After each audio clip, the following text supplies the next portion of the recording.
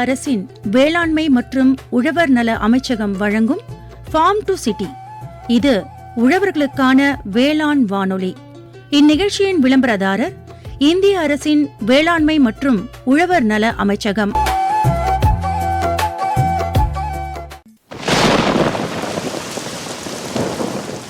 ஆஹா, இந்த மழையாலயம் பயிர் பாதிச்சிருச்சே, இப்ப என்ன செய்யறது? கவலைப்படாத நண்பா, பிரதம மந்திரி பயிர் காப்பீட்டு திட்டத்துல சேர்ந்திருக்கியா?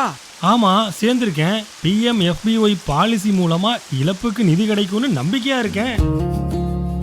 இயற்கை பேரிடர், எதிர்பாராத வானிலை மாற்றம் போன்ற காரணங்களால் ஏற்படும் பயிர் இழப்பிலிருந்து பாதுகாக்க உதவுகிறது பிரதம மந்திரி பயிர் காப்பீட்டு திட்டம். தகுதியுள்ள விவசாயிகள் உதவி எண் 14447 தொடர்பு கொள்ளுங்கள் அல்லது PMFBY அதிகாரப்பூர்வ இணையதளத்தை பார்வையிடலாம். அருகிலுள்ள வேளாண்மை துறை அலுவலகம் அல்லது பொதுச்சேவை மையத்தையும் அணுகலாம். வேளாண்மை மற்றும் விவசாயிகள் நல அமைச்சகம், இந்திய அரசு.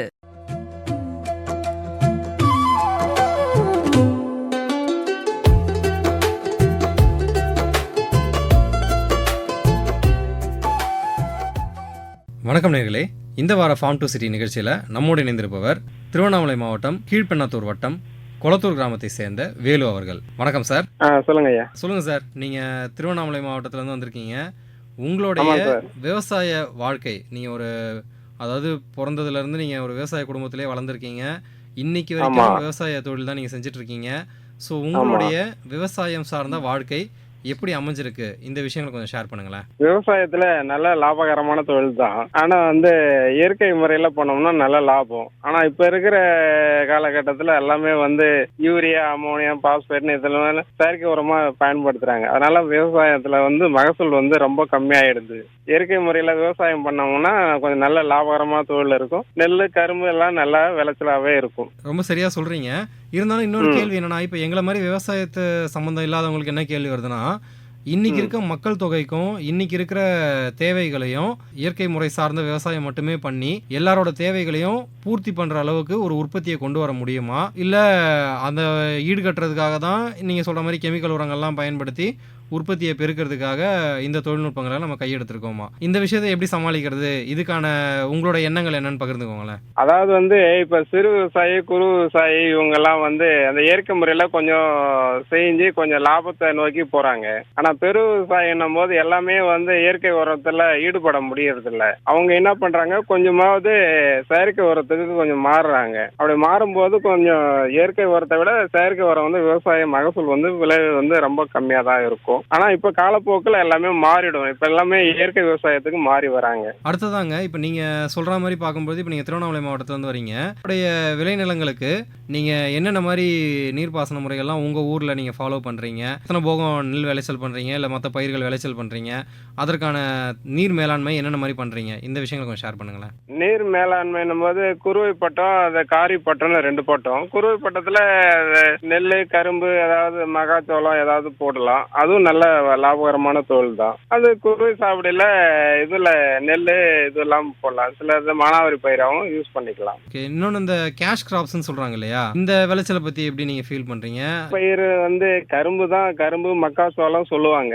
ஆனா இப்ப அதுல செலவினங்கள்லாம் அதிகமாகுது சார். அதனாலதான் அது எல்லாமே மாற்றுப்பாதையில போயிடுறாங்க. இப்ப எல்லாம் சவுக்கெல்லாம் நட ஆரம்பிச்சிடுறாங்க எல்லாமே. ஓகே, அடுத்தது இந்த சவுக்குன்னு நீங்க சொல்லும் போது அது எந்த அளவுக்கு அதுக்கான சந்தை மதிப்பு இருக்கு, அதுக்கான டிமாண்ட் எங்கெங்கெல்லாம் இருக்கு, அதை விவசாயம் பண்ணும்பொழுது இந்த பயிர்ல இருந்து நம்ம சவுக்குக்கு தோப்பு மாதிரி போடும்பொழுது அந்த நிலத்தை பதப்படுத்துறது, இந்த முறைகள்லாம் எப்படி மாற்றம் நடக்குது, அதற்கு விவசாயிகள் எப்படி தயார் பண்ணிக்கணும், என்னென்ன மாதிரி நுட்பங்கள்லாம் கையில் எடுத்துக்கணும், இந்த விஷயங்களை கொஞ்சம் ஷேர் பண்ணுங்களேன். இப்போ இயற்கை இதுல பண்ணும்போது என்னாவது, அந்த நிலத்தை நல்லா 2 சால் நல்லா டிராக்டர்ல உழுதுட்டு அதுக்கப்புறம் கண்ணுங்க பாண்டிச்சேரியில விற்கிறாங்க. ஒரு கண்ணு 2 ரூபான்னு வாங்கிட்டு ஒரு ஏக்கருக்கு ஒரு 500 இல்ல 700 கண்ணு நடலாம். அப்புறம் அது கொஞ்சம் களையெல்லாம் வெட்டிட்டு அதை பண்ணும்போது கொஞ்சம் 3 வருஷத்துலயே அது மகசூல் ஆயிடுது சார். அது ஓகே, அதுக்கான டிமாண்ட்லாம் எங்க இருக்கு, யார் எடுத்துக்கிறாங்க, அதெல்லாம் அந்த விஷயங்களை கொஞ்சம் ஷேர். ஆளுங்க வெளியில இருந்து அந்த பேப்பர் கம்பெனிஸ், அது சில ஏஜென்ட்டுங்களா இருக்காங்க சார். அவங்க வாங்கிட்டு போயிடுவாங்க. பாண்டிச்சேரி, இது போல வேலூர், இது போல இடத்துல இருந்து அவங்க வாங்கிட்டு போயிடுவாங்க. நீங்க சொன்ன மாதிரி இப்ப இந்த பணப்பயிர்ல கரும்புன்னு ஒன்று சொன்னீங்க. இப்ப திருவண்ணாமலை மாவட்டத்துல சக்கர ஆலைகள்லாம் நிறைய இருக்கு இல்லையா, ஒரு 2-3 சக்கர ஆலை. ஆமாம் சார், இருக்கு சார். போலூர் தரணி மில் இருக்கு. அதை விட்டா இந்த பக்கம் கள்ளக்குறிச்சி மில் இருக்கு. ராசி இருக்கு, ராசி சுகர்ஸ் இருக்கு, செம்மேடு சக்கரை ஆலை, அதுக்கப்புறம் கள்ளக்குறிச்சி சக்கரை ஆலை, அப்புறம் தரணி சுகர்ஸ் போலூர் சார், இந்த மாவட்டத்துல இருக்கு, திருவண்ணாமலை மாவட்டத்துல. இப்போ அவங்க கிட்ட நீங்க இந்த மாதிரி கரும்பு விவசாயம் பண்ணும்போது ஒரு டன்னுக்கு எவ்வளவு பணம் நீங்க அவங்க எடுத்துக்கிறாங்க, கொள்முதல் விலை என்ன, அந்த பேமெண்ட் சிஸ்டம்லாம் எப்படி இருக்கு, அதெல்லாம் வந்து விவசாயிகளுக்கு ஏத்த மாதிரி இருக்குங்களா? சவுக்குன்னு போகும்போது அதுல லாபம் எப்படி இருக்கு? இந்த ரெண்டு கம்பேரிசன் மாதிரி சொல்லுங்களேன். இது வந்து கரும்பு வந்து 1 இயர்ல பார்க்கலாம். அது ஃபர்ஸ்ட் வந்து தான் கொஞ்சம் லாபம் இல்லாம இருக்கும். ஏன்னா விதை கரும்புல இருந்து எல்லாம் இந்த செலவினங்கள்லாம் அதிகமாகும். ஆனா வந்து 2வது வருஷம் 3வது வருஷம்லாம் வந்து அது அப்படியே அந்த மருதாமன்னு சொல்லுவாங்க. அதை நம்ம அதுக்கு தகுந்த மாதிரி அதை நல்லா பதப்படுத்தி அதுக்கப்புறம் அதுக்கு ஏதாவது இயற்கை உரத்தை போட்டு அதுக்கப்புறம் செய்யும்போது 2வது வருஷத்துல இருந்து நல்ல ஃபீல்டு தான் சார். ஆனா மொதல் வருஷத்துல ரொம்ப கம்மியா இருக்கும். 2வது வந்து சவுக்க வந்து 3 வருஷம், 3 வருஷத்துலயே அவங்க வந்து வளர்ந்துடுது. அவங்க வந்து வாங்கிட்டு போடுவாங்க சார், வெளி ஏஜென்ட்டுங்க வந்து வாங்கிட்டு போடுவாங்க. அடுத்ததான் இந்த கால்நடை செல்வம்னு சொல்றோம் இல்லையா, விவசாயத்துக்கு ரொம்ப முக்கியமான தோழனா இருக்கிறது வந்து கால்நடை செல்வம் தான். நீங்க வந்து உங்களுடைய ஊர்ல நீங்க பார்த்து கால்நடை செல்வங்கள் இல்ல நீங்க உங்க பர்சனல் அனுபவத்துல ஆடு மாடு கோழி இதற்கான வளர்ப்புகள்லாம் எப்படி பண்றீங்க, ஏதாச்சும் பார்த்துருக்கீங்களா? இல்ல அதுல இருக்கு சார். லாபம் ஈட்டுறதுக்கு வழிகள் என்ன? ஏன்னா விவசாயம்ன்றது நீங்க சொல்ற மாதிரி வெறும் விளைச்சலை மட்டுமே நம்பி இருந்தா கொஞ்சம் சிரமன்ற மாதிரி சொல்லும்போது இந்த மாதிரி பை ப்ராடக்ட்ஸ் மாதிரி நம்ம கூடுதலா இன்டெகிரேட்டட் ஃபார்மிங் மாதிரி பண்ணும்போது இந்த கால்நடைகள் செல்வங்கள்லாம் எப்படி நம்ம பராமரிக்கலாம்? பண்ணலாம் சார். ஒரு 2 கறவை மாடல் இருந்தாவே போதும். இல்லைன்னா சில வசதிக்கு அந்த மாதிரி இடம் கொஞ்சம் இருந்துச்சுன்னா அது கட்டுறதுக்கு கொட்டைக்கு மாரி போட்டு அதை பண்ணிடலாம் சார். ஆடு மாடு கோழி அதை வளர்த்தோம்னா அது வந்து இடையில வந்து நமக்கு ஒரு லாபகரமான இதுவா இருக்கும் சார், வருமானம். ஓகே. அதே மாதிரி இந்த பால் உற்பத்தியை வந்து கூட்டுறவுக்குலாம் கொடுக்குறாங்க இல்லையா? ஆமாம் சார். அதெல்லாம் என்ன மாதிரி செயல்பாடுகள்? கூட்டுறவுல வாங்குறாங்க சார். நம்ம 38 ரூபாய் 40 ரூபாய்க்கு 1 லிட்டர் பால் வாங்குறாங்க. அவங்க 50 ரூபாய்க்கு அவங்க வெளி மார்க்கெட்ல கொடுக்குறாங்க.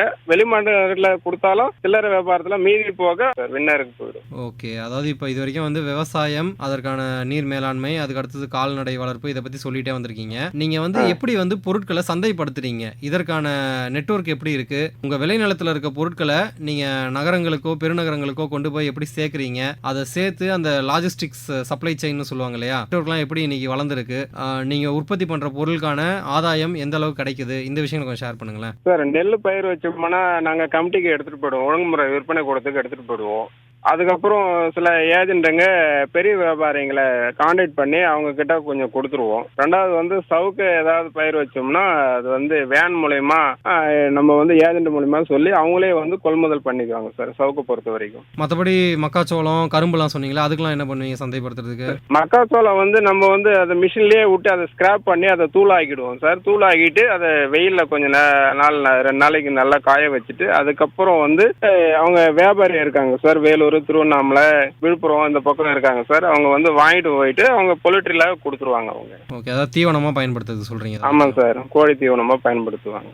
ஓகே. அடுத்தது கரும்புக்கு எப்படி சொல்றீங்க சந்தைப்படுத்தல்? ஏன்னா இப்போ வந்து இந்த பெட்ரோலே பார்த்தீங்கன்னா இந்த எத்தனால் கலந்த பெட்ரோல்ன்றது வந்து இப்போ அதுதான் வந்து நாட்டுக்கே வந்து ஒரு பெரிய சப்போர்ட்டாக இருந்துட்டு இருக்கு. ஜகமே வந்து அதற்கான முடிவுகள் எடுத்து இப்போ அந்த E20 E80 அந்த ரேஞ்சில் பிளான் பண்ணிட்டு இருக்காங்க. இந்த சமயத்தில் கரும்புக்கான டிமாண்ட் எப்படி இருக்கு? அதுவும் நீங்க சொல்ற மாதிரி கரும்பு சக்கரை ஆலைகள் நிறைய இருக்கிற ஊர்ல இருந்து நீங்க கரும்பு உற்பத்தி பண்ணும்போது அதுக்கான டிமாண்ட் எப்படி இருக்கு? கரும்பு விளைச்சலுக்கான சந்தை மதிப்புகள் எப்படி இருக்கு? இந்த விஷயம் கொஞ்சம் ஷேர் பண்ணுங்களேன். ஆமாங்க சார். 1 ஏக்கர்னு எடுத்துக்கிட்டோம்னா கிட்டத்தட்ட ஒரு 50 டன் வரும். அந்த 50 டன்னுல வந்து ஒரு டன்னுக்கு வந்து 3200 ரூபாய்க்கு வாங்குறாங்க, ஆலையில வாங்குறாங்க.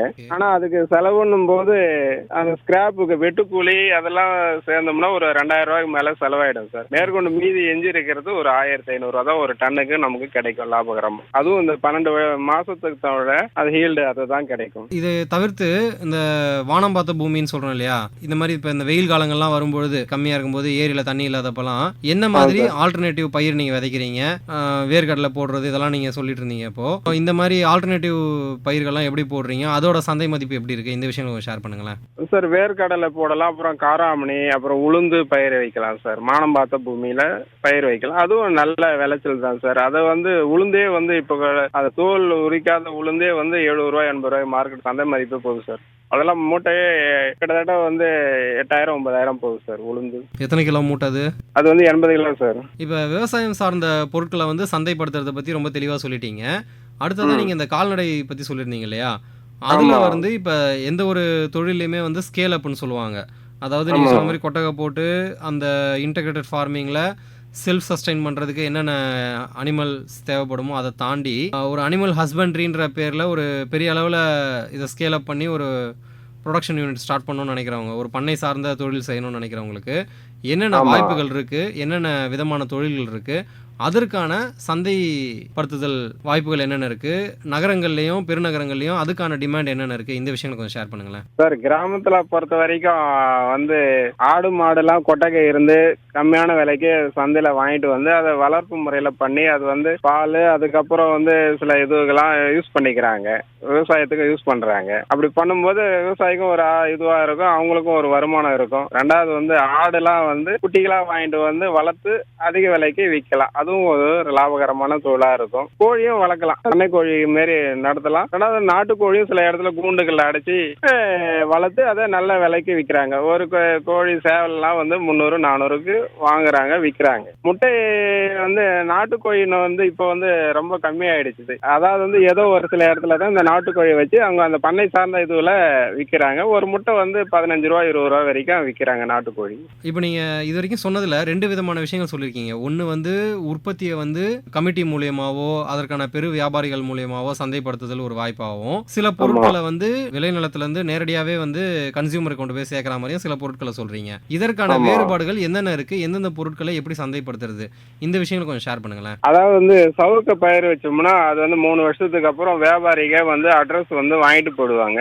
ரெண்டாவது வந்து 3 வருஷம் ஆனதும் அவங்களே வந்து ஸ்கிராப் பண்ணி டன்னுக்கு வந்து 6000 ரூபா கணக்கு பண்ணி எவ்வளோ டன் வருதுன்னு சொல்லிட்டு வெய்ப்ரேஜில் வச்சு அவங்க மீதி கேஷ் கொடுத்துருவாங்க. அது ஒன்றும் பிரச்சனை இல்லை. எல்லா வியாபாரியும் பேப்பர் கம்பெனிக்கு வாங்கி அனுப்புறாங்க. சவுக்கும் நல்ல லாபகரமான தொழில் தான். ஆனால் மற்றதெல்லாம் வந்து கரும்பு, மற்ற மக்காச்சோளெல்லாம் நம்மளே வந்து ஒரு வேன் மூலியமா எடுத்துட்டு போயிட்டு வியாபாரிகள் மூலியமா கொடுத்தோம்னா அதுவும் ஒரு லாபகரமான தொழில். ஒழுங்குமுறை கூடத்துல கொடுத்தோம்னா அது அவங்க வந்து என்ன பண்ணுவாங்க, கையில பணம் கொடுக்க மாட்டாங்க. அவங்க வியாபாரிகளோட, அதாவது விவசாயிகளோட அக்கௌண்ட்ல கணக்குல வந்து வரவு வச்சிருவாங்க. அதுவும் வந்து ஒரு இதுவாக தான் இருக்கும், நமக்கு சேஃப்டியாக இருக்கும் விவசாயிகளுக்கு. நிகழ்ச்சியில் இது வரைக்கும் ரொம்ப அருமையாக வந்து என்னென்ன விளைபொருட்களை நீங்கள் உற்பத்தி பண்ணுறீங்க, அதற்கான சந்தைப்படுத்துதல் விவரங்கள், அதே மாதிரி எப்படி வந்து ஒரு விஷயத்தை ஒரு நெட்வொர்க் மூலமா கொண்டு போய் சேர்க்கறது, தனி மனிதராக சில விஷயங்கள் எப்படி மார்க்கெட்டிங் பண்ணுறது, இந்த விஷயங்கள்லாம் ரொம்ப தெளிவாக சொன்னீங்க. அடுத்ததாக எங்களுக்கு தேவை வந்து இது வரைக்கும் நீங்கள் இவ்வளோ நேரம் உங்கள் நேரத்தை செலவு பண்ணி உங்களோட தகவல்களை எங்களுக்கு ஷேர் பண்ணதுக்கு ரொம்ப நன்றி. அதே மாதிரி நீங்கள் சொல்கிற மாதிரி இயற்கை விவசாயம் சார்ந்த தொழில்நுட்பங்களை எல்லாருமே கையாண்டு ஒட்டுமொத்த சமுதாயத்துக்கும் லாபகரமானவும் ஆரோக்கியமான விவசாய முறைகளை வந்து எல்லாரும் பின்பற்றணும்ட்டு எங்கள் ஆகாஷ்வாணி சார்பாக எங்களோட வாழ்த்துக்கள் நாங்கள் தெரிவிச்சுக்கிறோம். அதாவது வந்து இயற்கை விவசாயத்து மூலயமா நம்ம செஞ்சோம்னா லாபமும் நல்லா இருக்கும். ரெண்டாவது வந்து பூச்சி இல்லை தாக்குதல் இல்லாமல் விவசாயிங்களுக்கு வந்து நல்ல ஒரு பணப்பலன் கிடைக்கும். நல்லா அவங்களுடைய உழைப்புக்கு தகுந்த ஊதியம் கிடைக்கும். செயற்கை முறையை விட இயற்கை முறையே இப்போ சால சிறந்தது. இப்போ எல்லாமே இயற்கை முறைக்கு மாறிக்கிட்டு வராங்க. சிறு விவசாயி, பெரு விவசாயி எல்லாருமே மாறிக்கிட்டு வராங்க. காலப்போக்கில் மாறும்போது விவசாய உற்பத்தியும் அதிகமாக வாய்ப்பு இருக்கு. ரொம்ப சந்தோஷம்ண்ணே. ரொம்ப தெளிவாக, ரொம்ப யதார்த்தமாக, ரொம்ப நிதர்சனமாக எல்லாத்தையுமே சொல்லிட்டீங்க. ரொம்ப நன்றிங்கண்ணே. நன்றிங்க.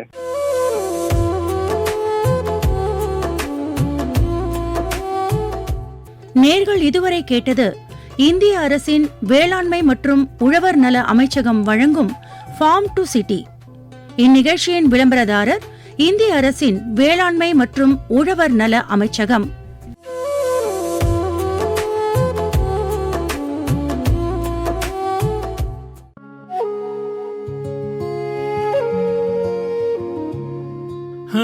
இந்த வருஷம் மகசூல் கொஞ்சம் குறைஞ்சிருச்சு. என்ன தம்பி, மண்ணை பரிசோதனை செஞ்சியா? இல்லையானே. முதல்ல உங்க மண்ணை பரிசோதனை செய்யுங்க. பிரதம மந்திரியின் மண் வள அட்டையால நம்ம மண்ணோட தன்மையை தெரிஞ்சு அதுக்கு ஏத்த மாதிரி எந்த உரம் எவ்வளவு போடணும்னு தெரிஞ்சுக்கலாம். செலவும் குறையும், மகசூலும் கூடும். அட அண்ணே, இது நல்லா இருக்கே. வளமான விவசாயத்துக்கு மண் ஆரோக்கியம் ரொம்ப முக்கியங்கிறீங்க. இப்பவே பக்கத்துல இருக்கிற நம்ம வேளாண்மை துறை அலுவலகத்துக்கு போறேன், மண் பரிசோதனை செய்யறேன், மண் வள அட்டையை வாங்குறேன். நீ கில்லாடிதான் போ. வேளாண்மை மற்றும் விவசாயிகள் நல அமைச்சகம், இந்திய அரசு. இந்த முறை விதை உரம் வாங்க பணம் கிடைச்சது ரொம்ப உதவியா இருந்துச்சு. எப்படிண்ணே? பிரதம மந்திரி கிசான் சம்மான் நிதி திட்டத்துல சேர்ந்தேன். ஆண்டுக்கு 6000 ரூபாய் 3 தவணைகளா நேரடியா வங்கி கணக்குக்கு வந்துச்சுல்ல. பிரதம மந்திரி கிசான் சம்மான் நிதி திட்டத்தின் மூலம் தகுதியுள்ள விவசாயிகளுக்கு ஆண்டுதோறும் 6,000 ரூபாய் நிதி உதவி நேரடியாக வங்கிக் கணக்கில் வழங்கப்படுகிறது. நீங்களும் தகுதி பெற்றிருந்தால் அருகிலுள்ள பொது சேவை மையம் அல்லது வேளாண்மை துறை அலுவலகத்தை அணுகி பதிவு செய்து பயனடையுங்கள். வேளாண்மை மற்றும் விவசாயிகள் நல அமைச்சகம், இந்திய அரசு.